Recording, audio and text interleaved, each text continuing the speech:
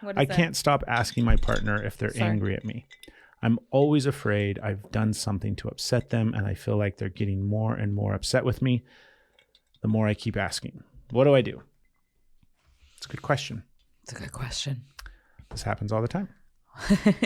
You and I both Did we do this. demonstrate it? No, we didn't demonstrate it this episode. We have demonstrated it.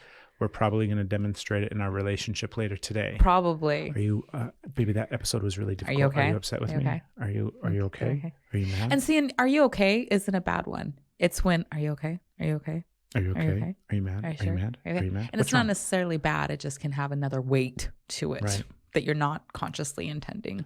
So what do you do? What are some things that help in this space because this is emotional monitoring, right? So what do you do when you're continually emotionally monitoring your partner or your surroundings or your like entire environment for threats and danger?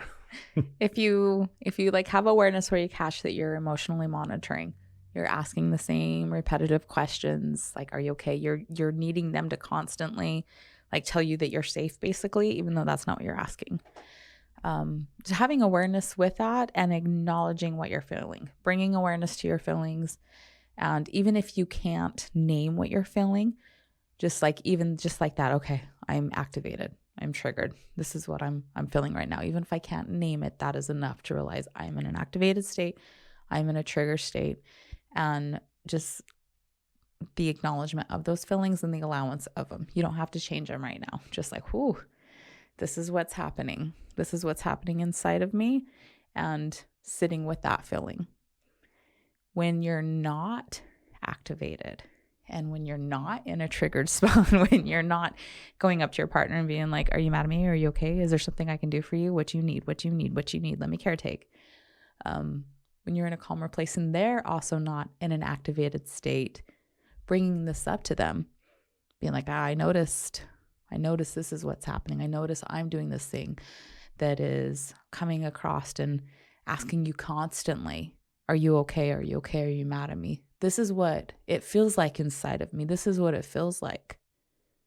And then ask, what does it feel like for you? Give them the opportunity to talk about what they experience with that and really hear them. So they heard you, and now like really giving them a chance to express their perception of it, because it's going to be different from your awareness. It's like they're going to have a whole other perception, and maybe they don't have words for it right now because you just asked them to express something that they haven't sat with and know how to say anything other than it's annoying, it's frustrating, I don't know what to say. And that's okay if that's as far as they get. Yeah. Just allowing them to have their experience and say, maybe you could even encourage that later on, be like, this is something that I really want to work on. Would you be open to sitting with how that makes you feel on a deeper level and coming back to me? Can we talk about this in the future? Can you bring this? I need your help with that. Beautiful. I need your help with this. Is that something that you feel like you would be willing to help me in and to express and share yourself with? And just opening up the box, opening up the space for there to be dialogue and other possibilities than when you're kind of circling that. Yeah, because you have to bring awareness to the recognition that this isn't who you are. This isn't just that you're like nagging or annoying. Like if your partner's doing this and you just get so frustrated, they're always asking me if I'm mad or if I'm angry. We get hyper focused on the behavior rather than acknowledging where the behavior comes from.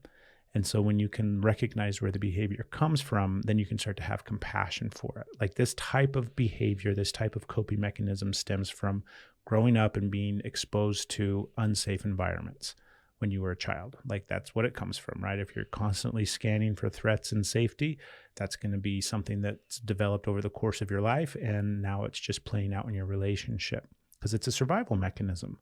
So rather than becoming hyper-focused on the behavior and being like, you need to fix this problem, let's actually look at where the problem stems from and what the behavior comes from. And then approaching it from that compassionate place of like, oh, okay, I never saw it that way, or I didn't realize that that's what was happening.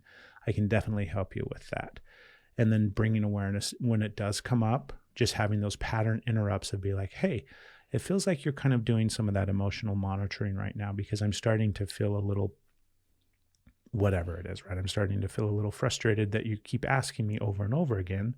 Or maybe this is the third time that you've asked me and I'm reminding you everything's okay. You might be doing this behavior. You might be doing this emotional monitoring. What are you feeling right now? And that might be enough of a pattern interrupt in your relationship where you can be like, oh my gosh, thank you for bringing this to my awareness. What am I actually feeling? And then just sit with it. Just have awareness of it. It's like everything else where we can't heal or change, shift, or do anything until we have awareness of what it is that we're actually working on. Otherwise, you're just, shooting in the dark and bumping around into the same old problems over and over and over again. So give those things a shot. Have compassion and love for yourself first and foremost, right? This is a difficult thing to stop. It's a difficult behavior to shift because it is a very, very core survival technique that you developed in order to keep yourself safe. So it's a great question. Yeah. Right. Thank you for the question. Yeah. It comes up all the time. Like I said, we still do it all the time. Yeah. So we're continually practicing it ourselves.